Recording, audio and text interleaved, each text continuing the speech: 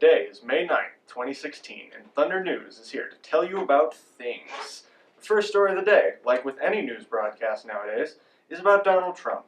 Can we actually not start with Donald Trump? Seeing as there is no objections, we will start with Donald Trump. Fine then.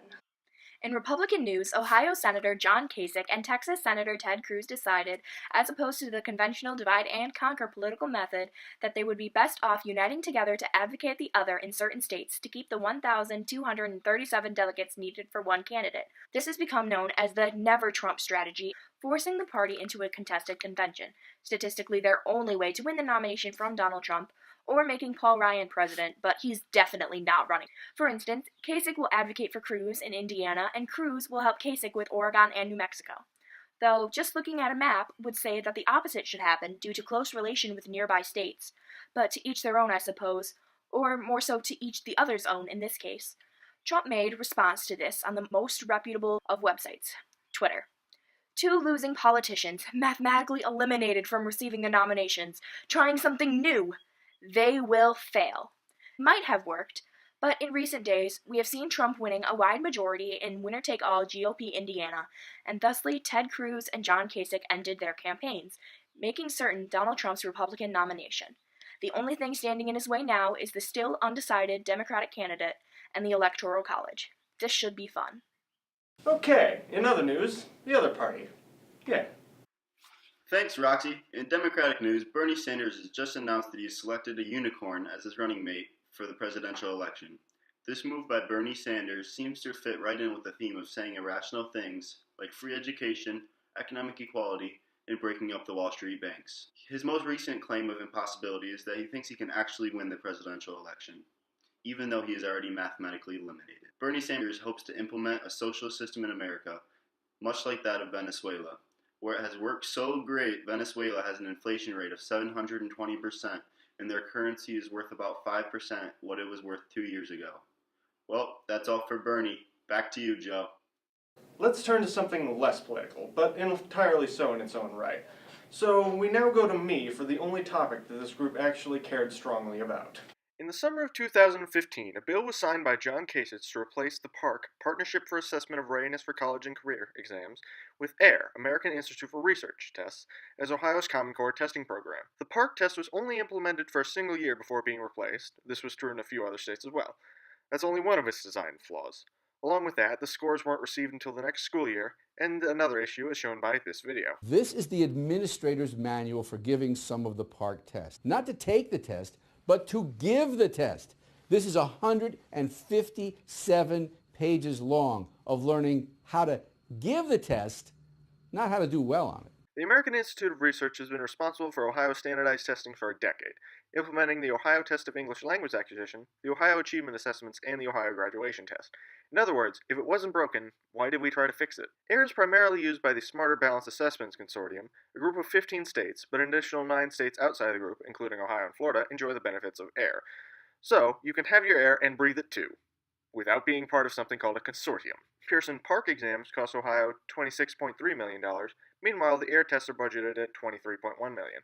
Why completely digital tests cost more than 40-some pages of paper OGT, which cost $22 million this last year, is a completely different question.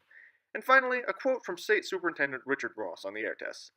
Quote, "We are not purchasing off-the-shelf tests from AIR. These are Ohio tests for Ohio students." Just keep in mind that the goal of the Common Core system was to recognize, quote, consistent learning goals across the states. But back to whoever wants to pick up the next story. Thanks, Joe. In recent international news, many of the world's best athletes say they will not attend the next Olympics in Rio because of the fast-spreading Zika virus. It is transmitted through mosquitoes, like every other disease nowadays. Medical experts currently estimate that only 20% of people who are infected with Zika develop outward symptoms, including flu-like fever, joint pain, skin rashes, and reddening of the eyes that may last a week. Strong evidence has emerged indicating a link between Zika virus and a birth defect which causes children to be born with abnormally small heads and underdeveloped brains.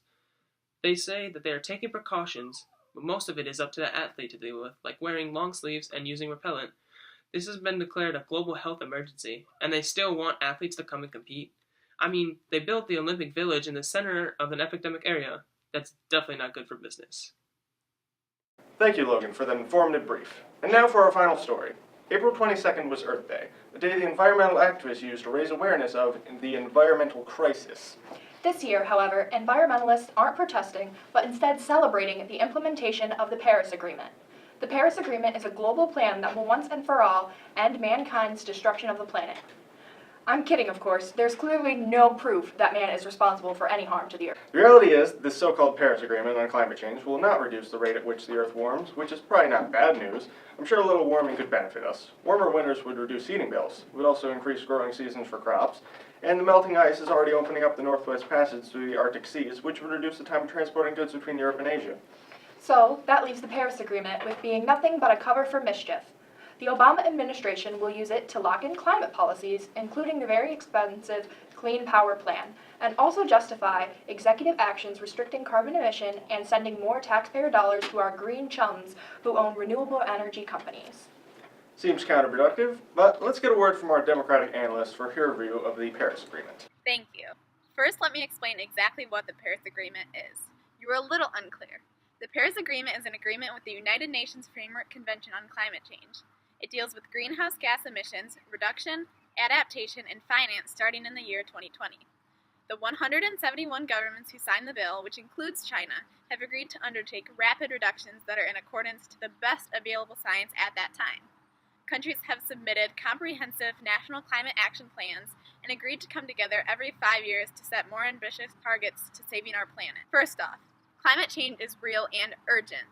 A research team recently confirmed that 97% of climate scientists agree that human-caused climate change is happening. The negatives of climate change largely outweigh the benefits. Warm winters may reduce heating bills, but hotter summers would increase cooling bills. And all agriculture highly depends on steady water supplies, and climate change is likely to disrupt those supplies through floods and droughts, resulting in less crop production. Also, a free Arctic passage may have some commercial benefits, but it would also include a loss of polar bear habitat, hazards of mobile ice, and add further to sea level rise. Climate change is a serious threat to our country, both economically and physically. The Paris Agreement will shape the lives of all future generations in a profound way, as it is their future that is at stake. The Paris Agreement is not counterproductive. It is a step in the right direction to reduce climate change and save our planet. Our planet is not a laughing matter, and it's about time the governments are acknowledging it. Back to you. Well, to each your own. I guess that concludes our news broadcast today. If the need arises, Thunder News will return. Until then, you may want to look for an actual news station. Good night.